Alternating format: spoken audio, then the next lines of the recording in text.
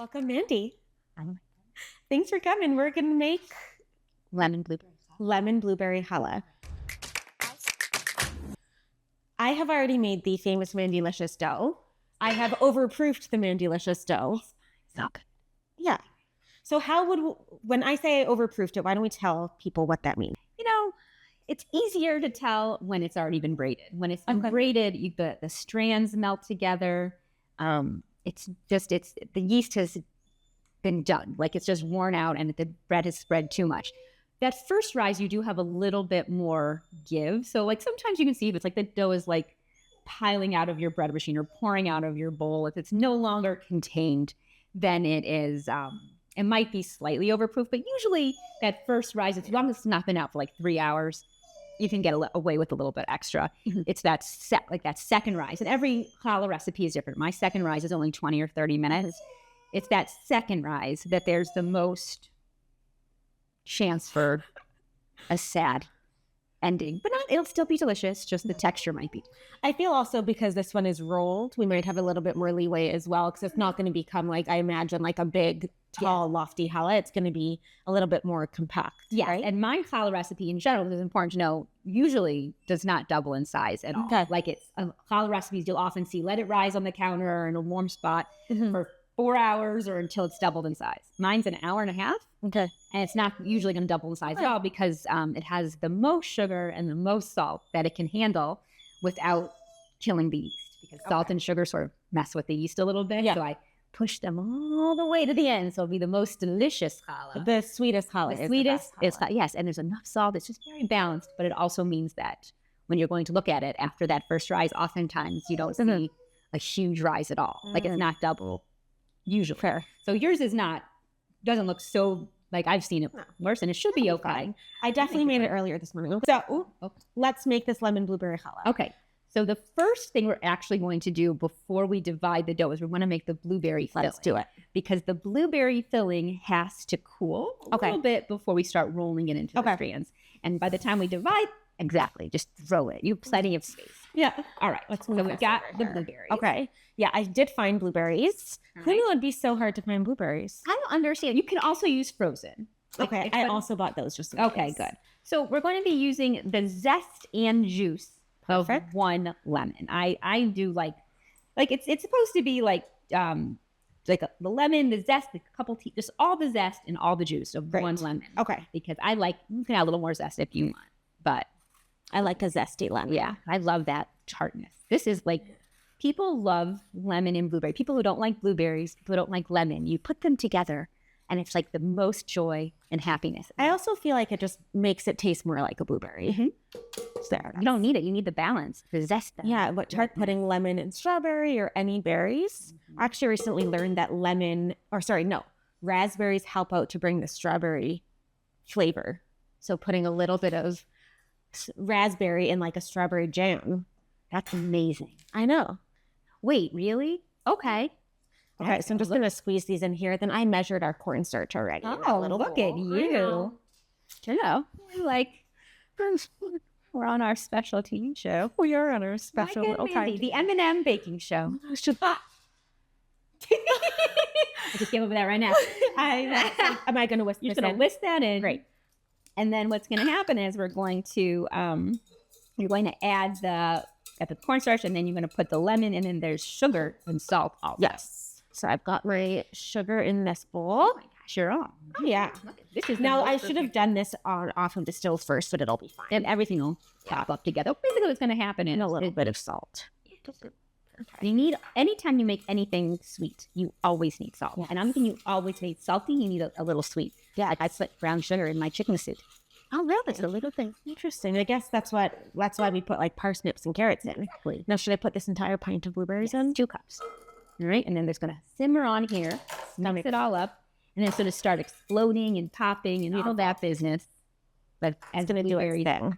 Do. We're kind of making like a little compote almost. Exactly. And then it's going to thicken because there's cornstarch in there. Yep. And it'll all come together. So we're just going to let that do its thing. Yes. Well said. Welcome back. How do my bloobs look? You have, those are some nice bloobs. Oh, wow. Yeah. No, they're great because you want them to sort of be like gloopy and thick because we're going to be spreading these in between the challah. You're not going to do too much in every one. And I imagine with a frozen blueberry, they'd also be a little bit more mushed. Yeah, for lack of better terms. These are cool because they keep their shape a little, but you can squish. You can if you want to have it be more spread out, you can totally squish them down more. It's completely up to you. You know, one thing I don't own in my kitchen, which shocks people, is a potato masher, which I feel like would benefit me in this setting. Yes, it would. Also, a meat masher. Do one of those. I mean, you don't have meat, but I use it for every single thing that's not meat. Like what? It's like a circular one, like blueberries. Like you mash potatoes, like anything that I'm like trying to like pound down, like it's small. It's like a mashed potato masher is serious. The meat mashers, they used to be smaller. But this one's bigger, but it's so handy. I use it all the time for all the things I did not even know I needed. You don't even have to eat meat. They're called meat mashers. Okay, now I know. So meat mashers can sponsor us. Yes, they should. Meat mashers anonymous. Nope, that's a whole other thing. Perhaps, yeah. Hello, my name is Mandy, and I am a meat masher. Anonymous. So this looks good to you, Mandy? Yeah, perfect. So this needs to cool, right? Yeah, definitely should cool all the way. Okay, so let's take this and put it into a bowl so it can cool a little bit faster, and we can pop it into the fridge if there's space, which probably not. It'll be all right. It just should be. By the time we're done rolling those things out, perfect. We'll be good to go. Amazing. It's sensitive. You don't want to, do the yeast. Very sensitive. Okay. Wait. Oh, amazing. This looks wonderful. Sorry. I love a gluten. So beautiful. Like that. Okay.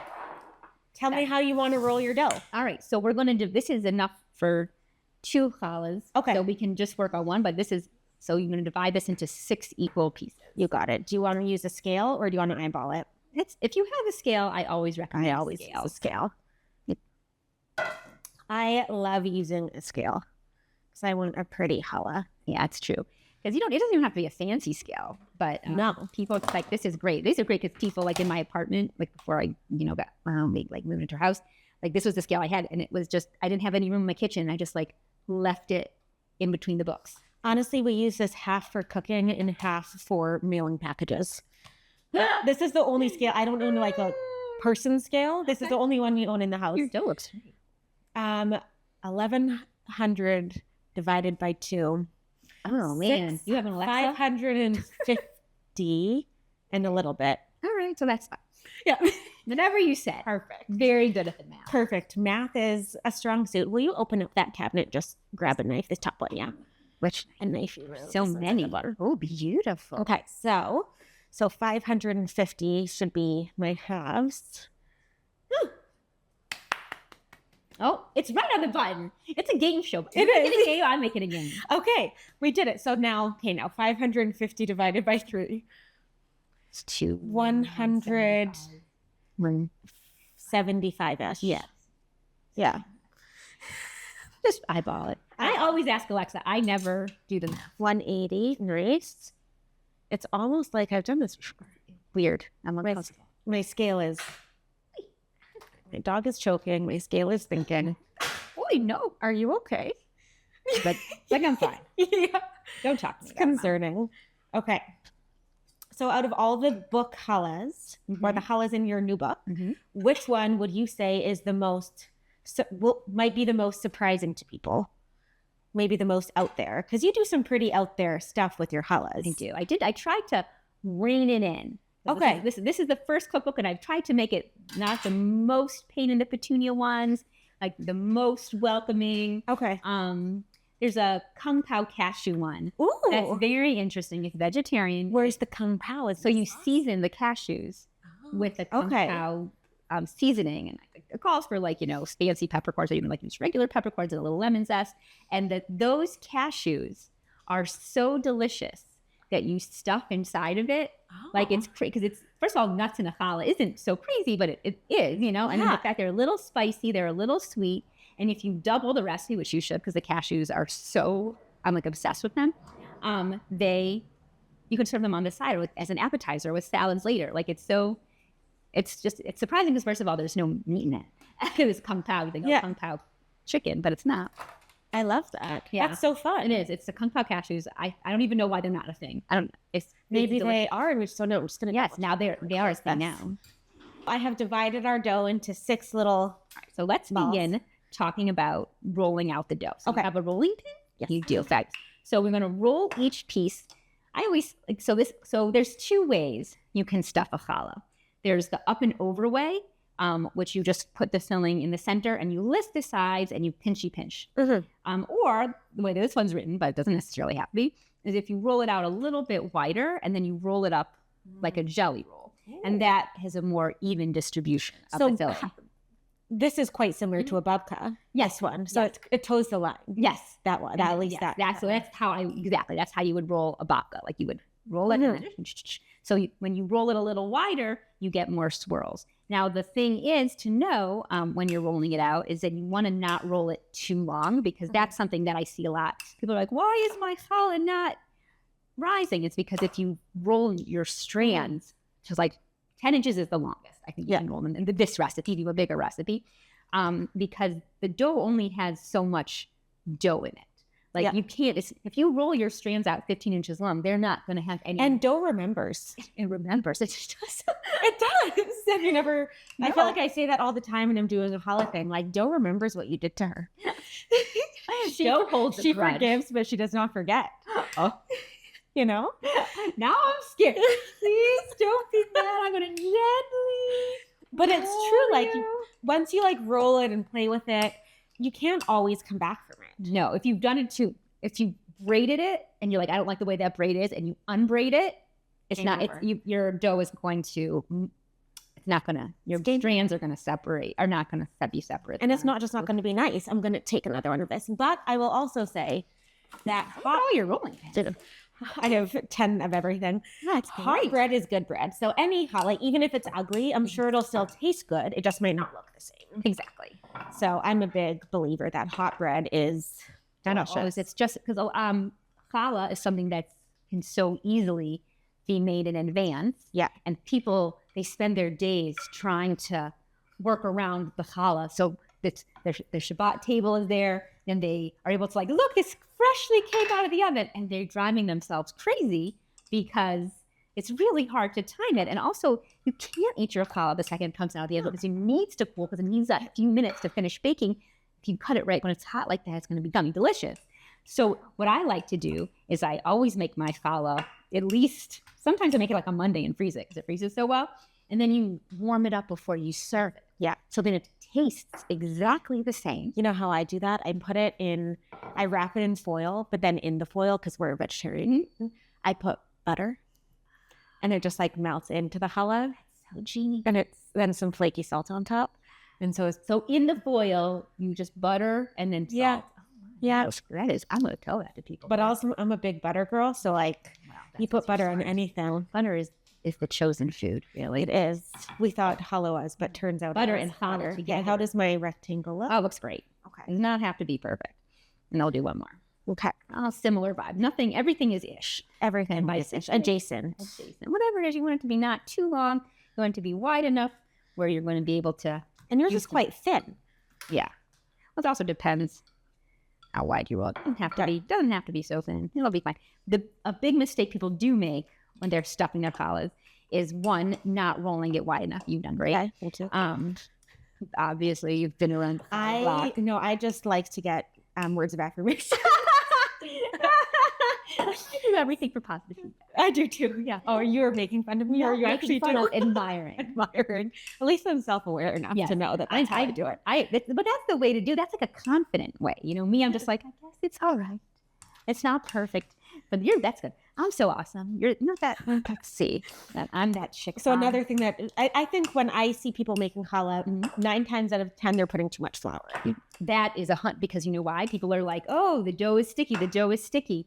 If I put, or it's hard to handle if it's too sticky, and that's fine. But that's why we've worked so hard to make sure that dough is the right consistency before the second rise. And if we added more flour now, for example, which is the place that people do it right now, is where they added too much flour, specifically right now, because they're like, oh, I want to make sure that I have nice, even braids or whatever. Yeah. The flour doesn't have enough time to get sucked in, and the dough tastes heavy. Also, you're using this countertop as traction. And if you have too much flour, that's going to mess up too. And too much flour, so you won't be able to get the traction to roll your strands wide enough.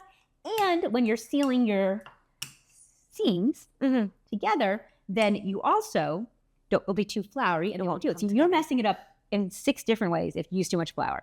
First of all, like the taste and the texture and the rise will get messed up. Second of all, you're not going to be able to roll it properly. Second, you're not going to be able to seal it. All these different things happen when you have too much flour. Flour is an enemy. Flour is the enemy, and too much. I always tell people when they're making their dough that it should feel like sticky tack before the first rise. Like it should stick. Tacky, but not sticky. But it shouldn't glue on your hand. Yes, it should be. Your finger should be able to touch it, and you should feel it sticking. And the flour I use today, I might need more or less tomorrow. Exactly, because tomorrow might be more humid. That's the biggest. Another big mistake people make is they follow the recipe exactly without. They like put it in their bread machine. And they're just like, well, sucks to suck. It's just you have to watch it. You're putting your dough. Every time you're going to need more flour, more water, and that's totally normal and it's totally okay. What's not normal is it always, unless you're in a bakery with like perfectly the same settings every time, but people will make me feel bad because we don't measure by grams. Like if you're making a cake or whatever, cookies, that's totally fine. But for challah, it's so different every time. You just be like, all right, this time this is enough. And then by the time you weigh it down to the gram, you oftentimes have taken so much time away just trying to get, when really it's never going to be that exact gram that you're trying to measure. And every time you make challah, it'll be a little different too. Oh, because sometimes you might be angry. Yes. You should never bake angry. You bake angry? Sometimes. I may sometimes bake angry. I do too, but I still got to make challah for Shabbat. You take this challah.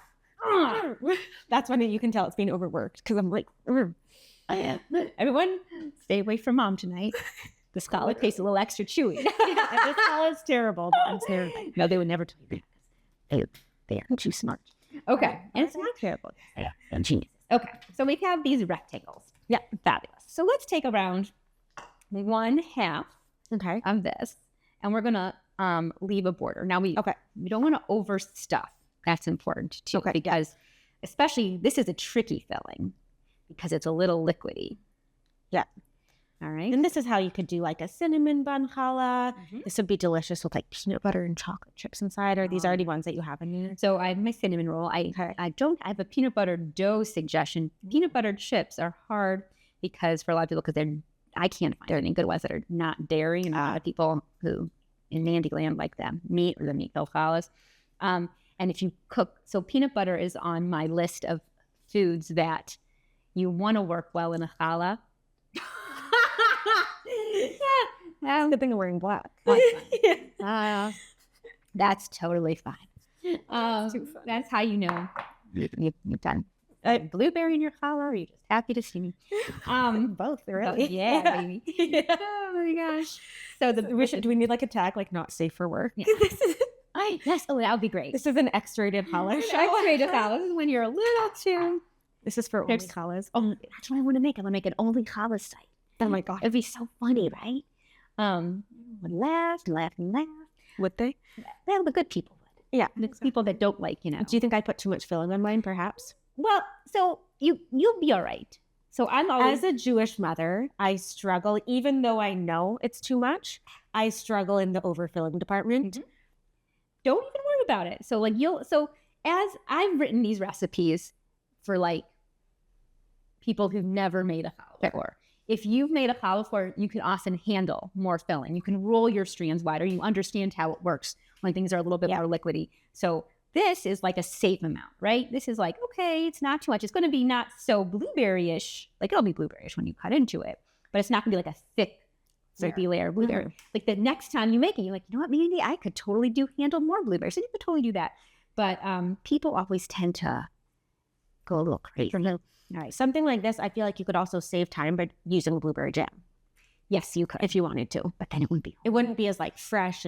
Also, you have to be. It has to be very high in sugar. If it's jelly, it has to be preserves because jelly melts out and makes a hot mess, literally and figuratively. But blueberry preserves like that, they're more cooked down actual fruit, similar to this. You have to be careful because jelly is on my list of things you have to watch out for when you stuff a challah with because it can easily. It's on the watch out list. There's a whole watch out list That's the front half of the book.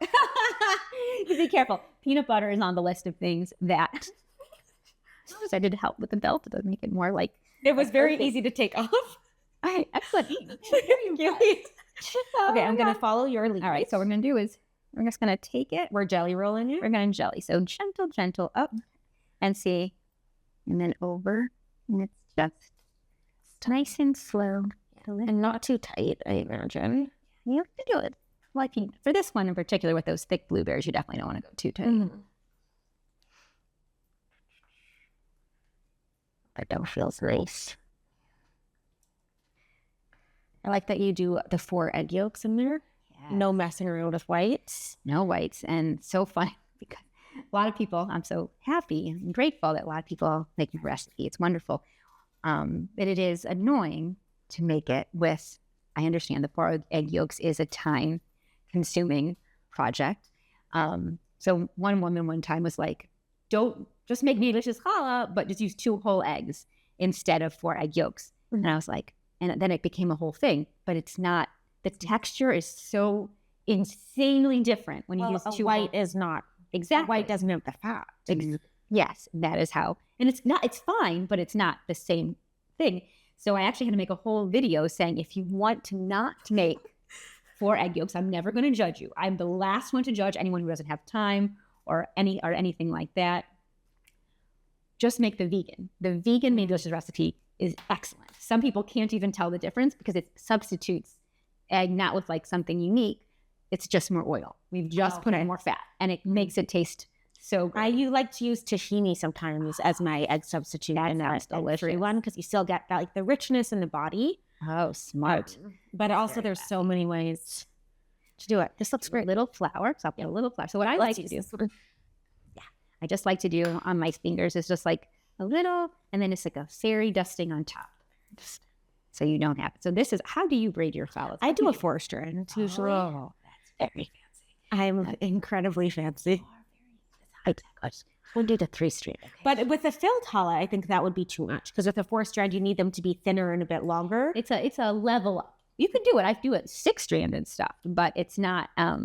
It's a little easier to do 3-strand.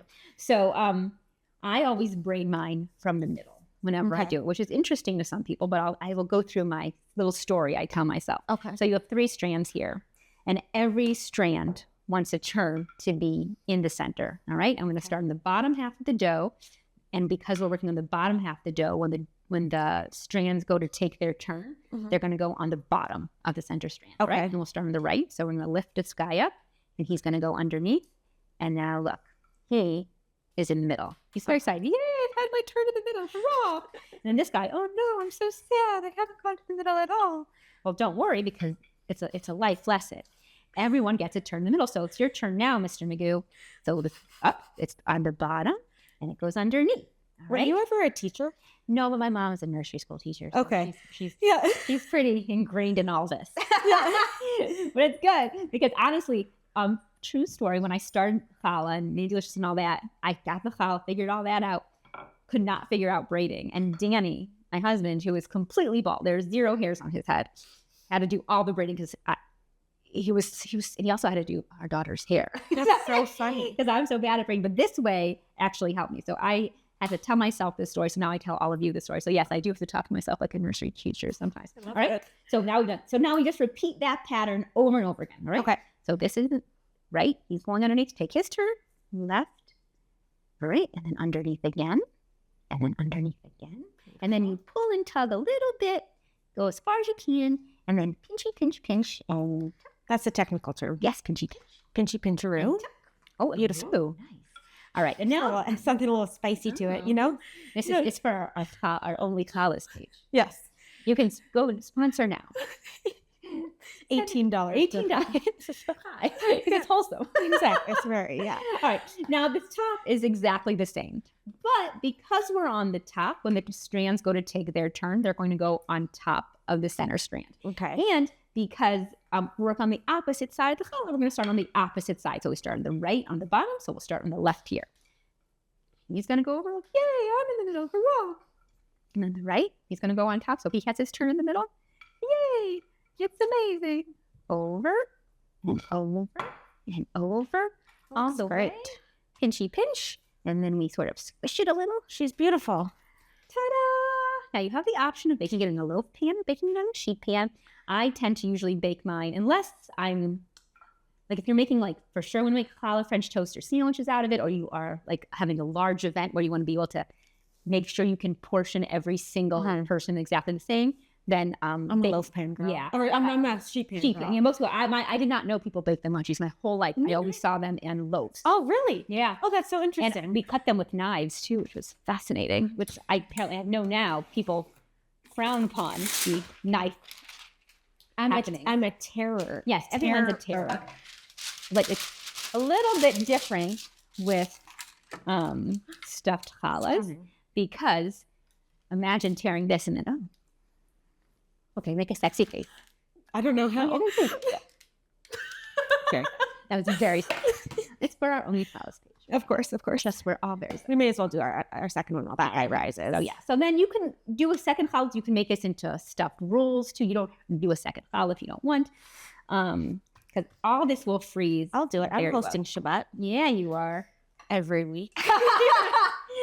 As if it's something different. So this week, let me mix it up. I'll host. What? I know. I feel like all the cooking in my kitchen, I just get so done. You know what? I need to host so I can get rid of my leftovers. Oh, that's so I'm hosting this Friday. There's 2 families coming, and that's how I'm getting rid of some of the leftovers in my freezer. Yeah, I should do that. I get so tired. I can't clean my house. Oh, I don't do that. And I'm always like, let's do potluck. Or it could be potluck, and then I can clean my house, or I can bring all the food to someone else's house. I am too much of a control person.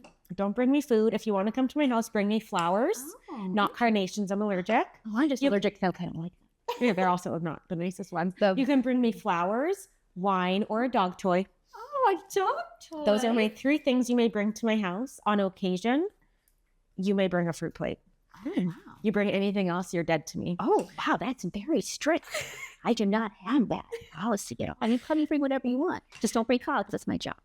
Yeah, no, I don't bring me food. Bring me flowers because nobody buys me those except for me. Yes, well then you definitely. And I do love getting flowers. No, they are specialty. I bring like a fun. Sometimes I ask a friend. I'm like, bring me a fun snack you've been enjoying, and they can bring me make them think. I do make better. them think. I like a little homework project for people coming to my house. Do they like it? And Probably. tie it into the season, and can you tell it how it reminds you of a historical figure? Because that's how that would be great. That would be a true. Once we had a pizza party with our pizza oven outside, and everyone had to come with their own toppings, but the toppings had to represent them as a person. So I think on mine, I did dates and preserved lemon and goat cheese. And I had to explain how it represented me as a person. I'd be hot honey. Hey, yeah. Yeah, you would be. I don't feel too spicy. It'd be mildly hot, honey. Mildly hot. I'd hot a little bit, but no. There we go. Awesome. Oh, perfect amount of blueberry. How many times did it take you to figure out the exact amount of blueberry filling that you needed for this recipe? And that is an excellent question. I don't really know. I feel like I like to start with things in even a cup of blueberries. It's not. This is also interesting. Is that I do the 1 cup rule. Right? Okay. 1/3 cup filling per strain. Okay. So if you're making chocolate chips, you don't want to just do a tablespoon. You want 1/3 cup at least of your filling. So this is 2 cups.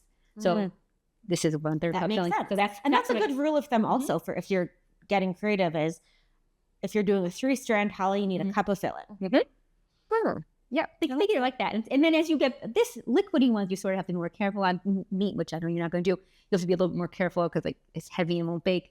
But chocolate chips or Oreos, you can work your way up even half a cup or 3/4 cup per strain. It won't mess it up. But right now, again, this is our Gateway Challah Adventure Cookbook. I love that. We want to make sure that Have you ever done one with smoked salmon and cream cheese and chives or anything? You don't eat fish. Okay. But I ate sushi. But I don't know how, I can't quite imagine how it would be in a challah. But I made cream cheese in a challah. A really great thing that I used to do for my kids' teachers was a thank you for everything challah. and it would be you put everything seasoning inside the dough, knead it in on top, and then sometimes you would do like a cream cheese filling, you know, like just like balls of cream cheese. I'm gonna do that for me. Yeah, but make sure when you're using your everything seasoning that you put in the dough, make it yourself or get salt free. Yeah, because I made that mistake. Because the salt will kill it. All right, yeah. Now, but also another interesting thing too. So the cup rule for the filling, and it's actually, I don't even think I put this in the cookbook, but I'll just share it with you. There's a double check if we're still going. Okay. Once I did this and it stopped, we're good. Okay. So is the 2 tablespoon rule for your dough. So a tablespoon of cinnamon so 2 tablespoons of cinnamon per batch, 2 tablespoons of lemon zest. So this dough would make a nice lemony flavored dough. Interesting. 2 tablespoons of garlic powder is enough just to casually flavor the dough. 2 tablespoons of vanilla. That adds a nice little, that's the like base amount to give it a little bit of. I'm going to get you to test the challah recipes for my next book. Woohoo! To see, because I feel like I need a professional challah maker. I'm not professional. Or someone who's done it 10,000 times. I have done it 10,000 times. Because I think I make 1,000 loaves a year. Do you really? Yeah. I do, not brushed out a little, that's okay. And I do 12, right? So 1,000 a month. That's like, wow. It's a lot. 1,000 a year. So yeah, so it's not your first rodeo. Okay. Not my first. Now they're gonna. You sit, you let them rise. Let's have a little snack. Yay, and snack. Okay. These look lovely. Maybe a little overproofed because I can see that the strands. Yeah, they might have had a couple into each other. Summer is time. We can always, you can always untuck them. Why have I never done this before? Untuck, helps, and then you can put. You want to sprinkle a little bit. It helps a little. Yeah. Perfect. And brings them back if you give them a little. Okay. Egg wash. Yes, I forgot to take into account that the dough sat out a little bit extra, so probably gonna cut back the second. And then we were enjoying lunch. Oh yeah, we did enjoy the lunch. There was that. Thank you. I think it was worth it. Do you want to put some water? Do you usually do water in here? What do you usually do in your egg So wash? I usually everyone does it differently, which is they interesting. do. So I just usually whisk this together. I actually use those jam jars. Oh yeah, bone mama ones. I keep those and I shake an egg up and down inside of it, and it works perfectly. So this is good enough. Amazing. And then because you just have to mix something with the yolk. Then I brush from the outside in to help keep egg from pooling in the cracks. Very smart. See, I have this crazy thing where I think challah, if you make it, if the strands bleed together, if it's a little too flat, if it's a little too tall, if it's a little too, it doesn't matter because you made it, and you should feel proud because it's not easy and you work so hard on it no matter what. But since being Mandylicious, I've learned people are, Mandy, my strands are doing this thing with the line. I'm like, that's how it's supposed to look. No, it does not look like the bakery. So I've learned all these little things to help people who really want to have a perfect thing. And one of the things that people are noticing sometimes is if they, when you with your egg brush over your challah, sometimes little egg bakes in the crevices. It does, yeah. This, which is, I think, is not a big deal. But if you want, but to some people, it feels like a big deal. It's important. So this is a way to keep it from stunning. From it's a great idea. That little issue. It's almost like you've done this before. It feels vaguely familiar. I love how you can see all the blueberry coming out. It's like ready to burst. It might burst. We'll find out. It's looking a little dicey on this one. I mean, it has already burst. It's fine. But whatever. So we're going to bake it, then we'll glaze it. You can bake this one actually in a loaf. If you had a loaf pan, if you were worried, we don't have to worry about it. But I'm saying if you were genuinely concerned about anything that anytime you stuff a challah, and it happens all the time, that leaks out, bake it in a loaf pan, because you know why? I call it Spanx for challah. Oh, Spanx. I was like, I thought you were trying to say thanks. No. Let's glaze one, and then the other one, let's put some coarse sugar on top. Okay. I feel like that'd be nice. Absolutely. You could also do more lemon zest too if you want to have more lemon, or do lemon zest mixed with the sugar. It's too late. I feel like this will be kind of cute. Oh, it's going to be beautiful. And then once this one bakes, and I feel like I'll put it in the freezer because this will freeze nicely. Then I won't have to think about it. But that's perfect. Okay, let's put them in the oven. For how long do you bake them for? I know, 30 to 40, but we'll check after, probably around 35, and we're going to end up, And they look so nice. Yay. Amazing. They're so beautiful. They got a little excited. Yeah, I think that's fine. So sometimes our challah is spread because, our dough's a little overproof. Yes, that is definitely something that happen. Yeah, and that's usually when you get that stretching in between. But I kind of think with the filling, it looks kind of nice. I think it's art. love how it looks because Just gonna. Oh my goodness, that's a little hot. Yeah, it's toasty. You should wait till they're cool. You should before, wait. Some of us are much bigger professionals. It's fine. So yeah, it's spread out, but we're also going to cover it with stuff, so it's fine. Yeah, that's fine, especially when you serve it. So you can slice it and then glaze it, or glaze it before. So it depends. Like if you're going to have, you're going to have a lot of leftovers, then you can just slice it and glaze. But I like to do it before. Yeah, the presentation is glorious. And in any other day, I would wait till it's totally cool to do this because it will probably run off. But we can make it and then reapply because who wants to wait? I don't. I certainly don't. So how much zest I'm going to put in? It's like half a lemon of zest. Perfect. Just because I like it to be very bright. You do a much nicer zesting job than I do. I feel like you're going to cut your fingers. I feel like I've cut my fingers so much in a zester before. Oh, no, it's nothing. Anything compared to a mandolin. Oof, those are scary. Those are scary. And we used to just do a little juice in this little half guy. There's always half zested lemons in you have a fork? I do. I know I don't own any forks in this. Darn it! Actually, we eat exclusively with our spoons and pinkies. You did seem classy that way. I'm incredibly classy. All right, so we want to just you add whatever liquid you're adding. I use lemon juice in my lemon glaze. You want to add it slowly. This is a healthy amount of powdered sugar. So. Yeah, I didn't measure. Yeah, it's fine. I figure if you have to do it a couple times. Also, it's so easy with powdered sugar to overdo the liquid. It's so weird. You could have all of a sudden literally a 6 droplet. in. Yeah, I've used a whole bag for like this much. I don't know what happened. Yeah, sometimes it just happens so fast. Just slowly add. So just adding a little bit. So if a recipe says 2 tablespoons, start with half of that. That's actually excellent advice. You're very good advice. Thank you so much. It's very true. All right, here we go. You stir. Do. I'm left-handed, so I need my. You're so good together. This is why we're standing together and we're not locking elbows. No, actually makes a lot more sense now. Okay, we should eat together for the rest of our lives. It is a sacred thing. Every restaurant we can sit next to each other at. Wow. Oh, this is eye-opening. All right. Best day of my life. It might very well be the best day of my life. All right, hold on. We're almost there. There we go. Oh, it was glorious. I'm glad I don't have any cuts in my fingers. Yeah, seriously. So now with glaze, you have options. Like some people like to slather. Like if you wanted to like take it and like spread it like a frosting, you could stop now. If you want to like really make it like a legit glaze, make it a little thinner. I think because our challah is hot also, I would do a thicker one anyways. So it doesn't just sit or slip right off. Yeah. Here we go. All right, I'm going to put this guy down. I'm going to wash my hand real quick. Taurus. Beautiful. Do the honors. All right. So what is your kids' favorite challah that you make? They get so much challah. They really like the meat stuff ones. Like the salami one. I have a Korean hot dog challah. That is, you can use the veggie dogs. I could use my favorite veggie dogs. The Korean hot dog challah one is pretty special. And then, I think that like the cookie dough one is also. Do you send them challahs to school for? No, well, Angel's moving out now. Baby comes home, but they get enough challah where it's not. It was so special for them. They're probably like, oh, thank goodness I have this break. I left my parents to get rid of it. Oh my God! Everyone's like, oh, your mom makes bread. You must be, All right, here we go. So I'm gonna glaze this one.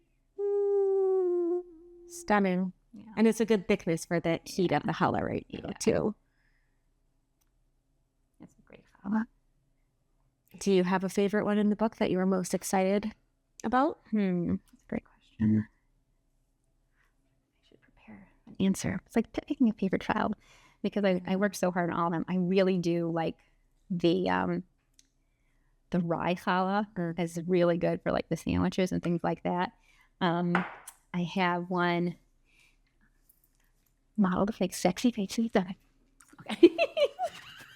Anyways, yes, the lemon blueberries is always a classic. Then there's a cookie butter latte. Oh wow, that is great because you can make. So we're used to making cookie butter or using like speculoos, like special biscuits, and you totally can use those.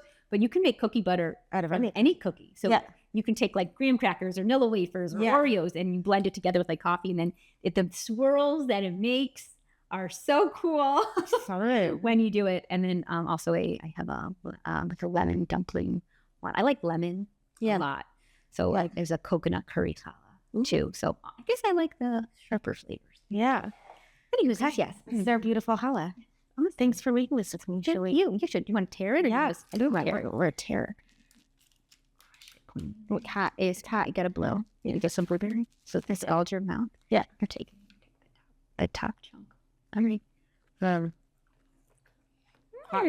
Oh yeah, it's delicious. Good bread. That's real good.